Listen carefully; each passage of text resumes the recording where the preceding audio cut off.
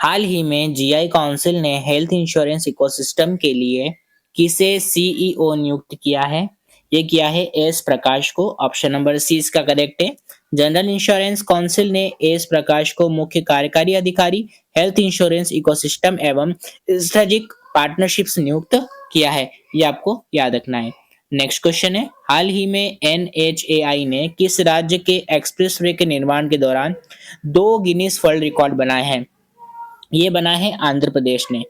आपको याद रखना है कि भारतीय राष्ट्रीय राजमार्ग प्राधिकरण एनएचएआई ने हाल ही में आंध्र प्रदेश राज्य में 2 गिनीज वर्ल्ड रिकॉर्ड बनाए हैं।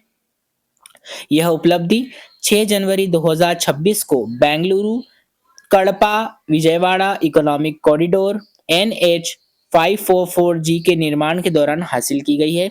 बनाए गए दो जो रिकॉर्ड है वो हैं सबसे लंबी बिटुमिनस लेन और सर्वाधिक मात्रा में कंक्रीट बिछाना। ये 2 गिनीज वर्ल्ड रिकॉर्ड बनाए। अगर बात करें सबसे लंबी बिटुमिनस लेन की तो मात्र 24 घंटे के भीतर 28.95 लेन किलोमीटर बिटुमिनस कंक्रीट सड़क का निर्माण किया गया, इसलिए इन्हें गिनीज वर्ल्ड रिकॉर्ड मिला है। और एक सर्वाधिक मात्रा में कंक्रीट बिछाना, इसी 24 घंटे के अवधि के दौरान 10,675 मीट्रिक टन बिटुमिनस कंक्रीट का उपयोग किया गया। याद रखना इसका आंसर हो जाएगा Andhra Pradesh. Option number B इसका करेक्ट हो जाएगा।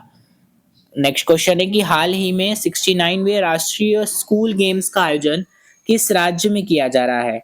ये किया जा रहा है पंजाब में। ऑप्शन नंबर बी इसका करेक्ट है।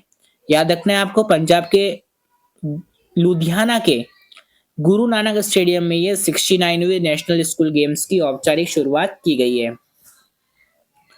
नेक्स्ट क्वेश्चन है, हाल ही में भारत के सुप्रीम कोर्ट ने किस देश के टॉप कोर्ट से किया एमओयू साइन किया है?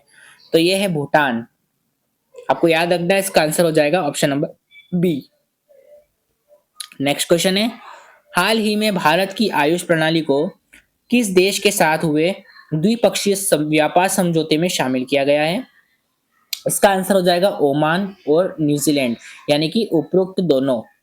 भारत की आयुष प्रणाली को हाल ही में ओमान और न्यूजीलैंड दोनों देशों के साथ द्विपक्षीय व्यापार समझौते, कॉम्प्रिहेंसिव इकोनॉमिक पार्टनरशिप और फ्री ट्रेड एग्रीमेंट ये शामिल किया गया है, जिससे इस पारंपरिक चिकित्सा पद्धतियों को इन देशों में औपचारिकता मान्यता मिली है।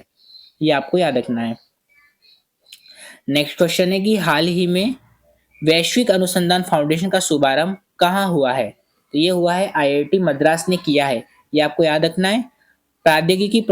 भारतीय प्रौद्योगिकी संस्थान आईआईटी मद्रास ने विदेश मंत्री डॉक्टर एस जयशंकर के हाथों आईआईटीएम ग्लोबल रिसर्च फाउंडेशन का शुभारंभ किया, जिसका उद्देश्य आईआईटी मद्रास को दुनिया का पहला बहुराष्ट्रीय विश्वविद्यालय बनाना है और वैश्विक अनुसंधान, नवाचार व शिक्षा के क्षेत्र में अपनी उपस्थिति बढ़ाना है। ये आपको याद रखना है। नेक्स्ट क्वेश्चन है कि हाल ही में किस देश के शोधकर्ता भारत के 45वें अंटार्कटिक अभियान के तहत मैत्री अनुसंधान केंद्र में शामिल हुए हैं? इसका आंसर हो जाएगा संयुक्त अरब अमीरात।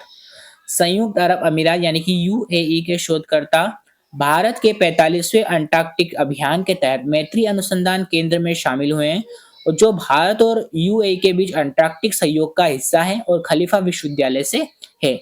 ये आपको याद रखना है। नेक्स्ट क्वेश्चन है कि हाल ही में उत्तर प्रदेश में कहाँ दृष्टिबाधित लोगों के लिए पहली ब्रेल लाइब्रेरी खोली गई है? ये खोली गई है, आपको याद रखना है, लखनऊ में। ऑप्शन नंबर 20 का करेक्ट है। कार्यालय संवाददाता डॉक्टर शकुंतला मिश्रा राष्ट्रीय पुनर्वास विश्वविद्यालय में मुख्य अतिथि कुलपति प्रोफेसर संजय सिंह ने ब्रेल पुस्तकालय का उद्घाटन किया, और इससे पूर्व उन्होंने विश्वविद्यालय के ब्रेल प्रेस स्थित ब्रेल लिपि के जनक हुए लुई ब्रेल के जन्म जयंती पर उनकी प्रतिमा पर माल्यार्पण और पुष्प अर्पित किए। नेक्स्ट क्वेश्चन है कि हाल ही में भारत ने किस देश के नागरिकों के लिए नया ई बिजनेस वीजा शुरू किया है? ये क्या है? चाइना के लिए। ये आपको याद रखना है, भारत ने चाइना के लिए ई बिजनेस 4 वीजा शुरू किया है, और भारत ने ये वीजा शुरू किया है। ये एक ई प्रोडक्शन इन्वेस्टमेंट बिजनेस वीजा है। अब चीनी बिजनेसमैन अपना बिजनेस शुरू करने के लिए भारत आ सकेंगे। कोई भी चीनी नागरिक इसके लिए ऑनलाइन आवेदन कर सकता है। नेक्स्ट क्वेश्चन है कि हाल ही में किस देश ने अमेज़न की डंक रहित मधुमक्खियों को विश्व का पहला कानूनी अधिकार प्राप्त हुआ है? तो यह है पेरू की मधुमक्खियों को। पेरू देश में अमेज़न की जो डंक रहित मधुमक्खियों को विश्व का पहला कानूनी अधिकार प्राप्त हुआ है, जिससे वे अस्तित्व में रहने, फलने फूलने व जो स्वस्थ वातावरण पाने का अधिकार रखने वाली पहली कीट प्रजाति बन गई है, ताकि वनों की कटाई और जलवायु परिवर्तन से उनका संरक्षण हो सके। तो ये आपको याद रखना है। ये पेरू के देश की जो 2 नगर पालिका है, सतीपो और नाटो ने हाल ही में ये किया है। ये भी आपको याद रखना है। नेक्स्ट क्वेश्चन है कि हाल ही में किस देश ने Taimur air launch cruise missile का परीक्षण किया है? तो ये है Pakistan. Option number C correct है। पाकिस्तान ने हाल ही में स्वदेशी विकसित तैमूर वेपन सिस्टम का सफल परीक्षण किया है। तैमूर एक ऐसी एयर लॉन्च क्रूज है जिसे पाकिस्तान ने बनाया है और इसकी मारक क्षमता लगभग 600 किलोमीटर है और यह जमीन व समुद्री लक्ष्यों को सटीकता से निशाना बना सकती है। मिसाइल में आधुनिक स्टेल्थ फीचर्स और सबसोनिक टर्बोजेट इंजन भी है। नेक्स्ट क्वेश्चन है, हाल ही में किस बैंक ने डिजिटल बैंकिंग सिक्योरिटी को बढ़ावा देने के लिए सेफ्टी सेंटर लॉन्च किया है? तो ये क्या है? एक्सिस बैंक ने।